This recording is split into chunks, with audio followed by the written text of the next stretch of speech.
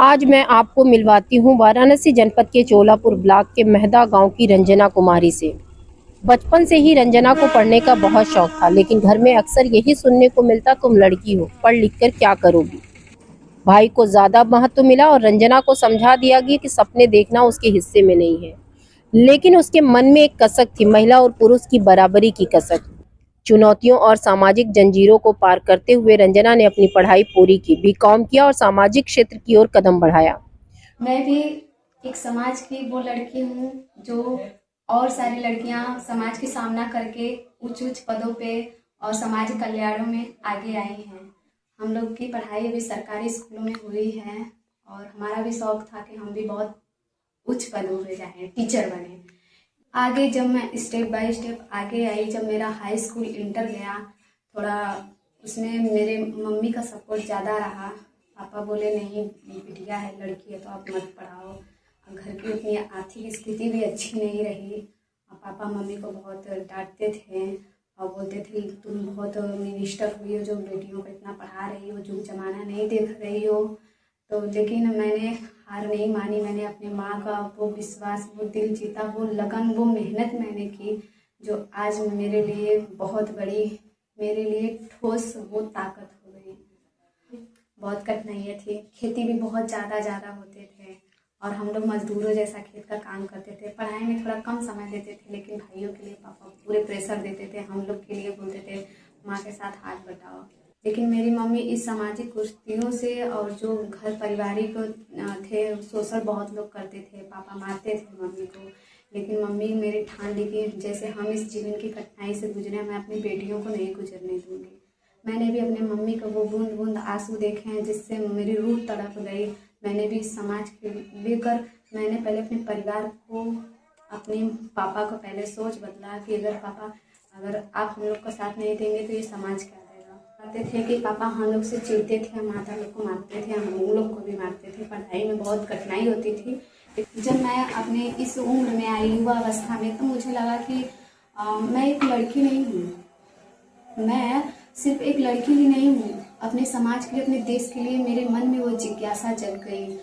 जो कि मेरी जाति एक दलित समाज से थी, जो कि जिनका बहुत शोषण किया जाता था। घर घर की औरतें मजदूरी करने जाती थी। हम लोग के गांव में सरकारी ना नलें थी ना कुछ थे, हम लोग कुएं से पानी पीते थे। फिर एक सरकारी नल भी आया तो वो भी बिगड़ जाती थी, तो दूसरे के घर जाकर हम लोग लोटा बाल्टी लेकर पानी पीते थे। नालियों से पानी आता था तो उससे हम लोग कपड़े धोते थे, गाय को चारा वारा का पानी डालते थे। फिर धीरे धीरे बहुत मेहनत किए सब लोगों ने। फिर उसके बाद मनरेगा का काम आया, वो भी बहुत कम मिलता था, फिर उससे गुजारा नहीं होते थे। सब किसानों की तरह इतना मेहनत करते थे, कड़ी धूप में, कड़ी ठंडी में, वो बारिश में। हम लोग के आसपास कोई रोड का साधन भी नहीं था। मैं अपनी उम्र में 16 साल की एज में मैंने देखा कि मेरी गांव की बेटियां बस पढ़ लिख ले रही हैं तो शादी हो जा रहा है। उनके भी कुछ सपने थे कि वो भी अपने लाइफ में कुछ करें, लेकिन उनके परिवार उस बंधनों से मोड़ देते थे, बांध देते थे, कि जकड़ देते थे कि वो कुछ कर ना पाए। मैंने अपनी मेहनत को वो लगन दी। शायद वो गांव वाले मुझे गाली दिए और चाहे घर वाले दिए, लेकिन मेरे भाई भी मुझसे 15-15 दिन तक बात नहीं करते थे। मैं रोती थी कि मेरे भी बड़े भैया हैं, मेरा सपोर्ट नहीं कर रहे हैं।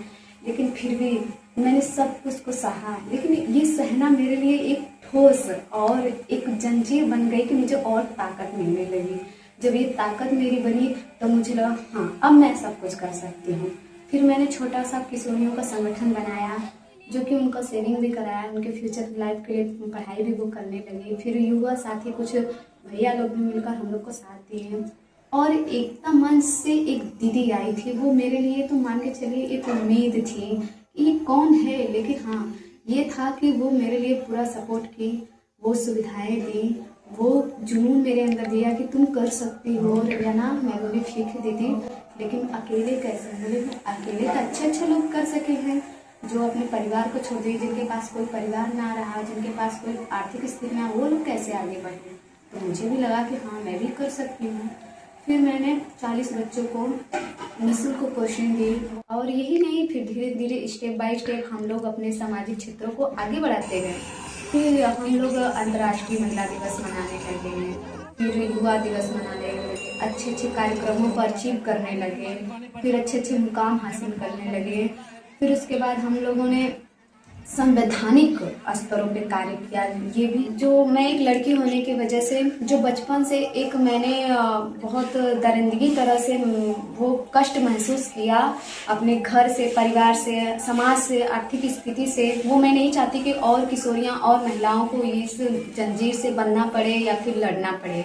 इसके लिए मैं अपने कार्य क्षेत्र में हर संगठन में महिलाओं में, किशोरियों में बैठक करती हूँ।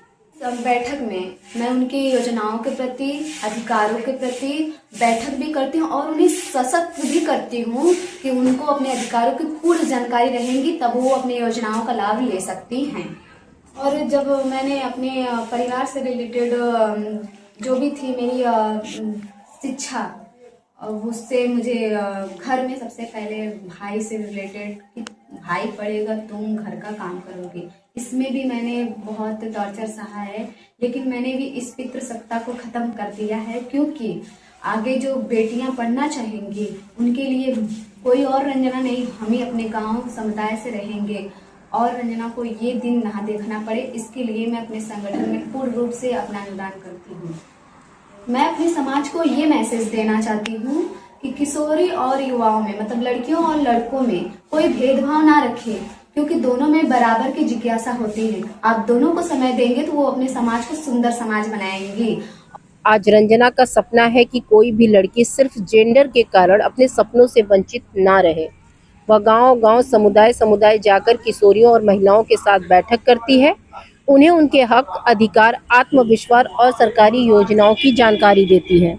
आज रंजना को देखकर कई बच्चियां फिर से स्कूल जाने लगी हैं, घर की चारदीवारी से बाहर निकल रही हैं और रंजना की मां की तरह दूसरी माएँ भी अपनी बेटियों के साथ खड़ी हैं, क्योंकि जब एक औरत पढ़ती है तो सिर्फ वह नहीं, पूरा समाज आगे बढ़ता है।